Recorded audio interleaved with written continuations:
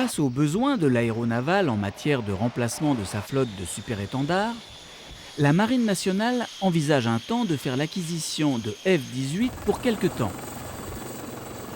Dassault imposera le Rafale à l'issue d'un nouveau bras de fer, car le danger de voir des avions américains de longues années sur les ponts d'envol des porte-avions français pesait trop lourdement sur l'industrie aéronautique nationale.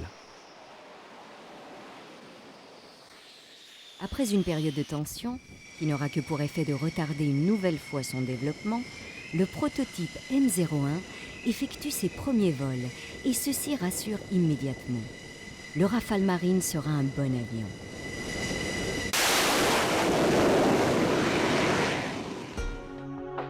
Définitivement, on peut dire que le bureau d'études de Dassault fait les choses bien. En effet, les ingénieurs ont abordé le problème dans le bon sens, en partant sur la base d'un Rafale Marine qui sera allégé plus tard pour être en adéquation avec les besoins de l'armée de l'air.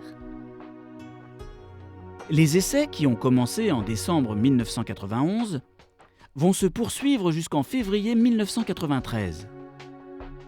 Le M01 va effectuer plusieurs campagnes embarquées et même subir une série de catapultages sur une installation terrestre aux États-Unis.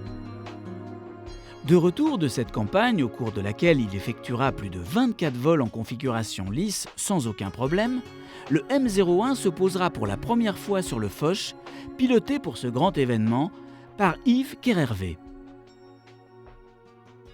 Le catapultage aura lieu le lendemain et sera suivi par une série de 9 catapultages et appontages. Avec 2 avions disponibles, le développement s'accélère et des essais peuvent avoir lieu simultanément en France et aux États-Unis. En 1994, le démonstrateur effectuera son dernier vol en compagnie de 4 autres prototypes. Le programme se déroule normalement et Serge Dassault ne cache pas sa satisfaction de montrer que c'était le bon choix. Nous avons voulu démontrer que le programme Rafale se déroule parfaitement, conformément aux prévisions, et que nos 5 prototypes sont en état de vol.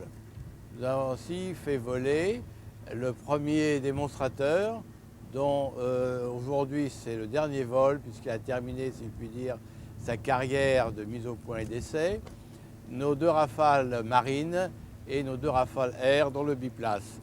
Donc ces 5 avions sont parfaitement au point et le programme se déroule parfaitement conformément aux prévisions. Nous tenons les délais et nous tenons les performances. Il aura un énorme succès à l'étranger, d'autant plus que dans les années 2000, nous pensons, tel que l'on peut prévoir aujourd'hui, que la concurrence américaine, qui est très forte aujourd'hui, le sera beaucoup moins, étant donné que nous ne voyons aucun concurrent à l'horizon de programme et de notre avion Rafale.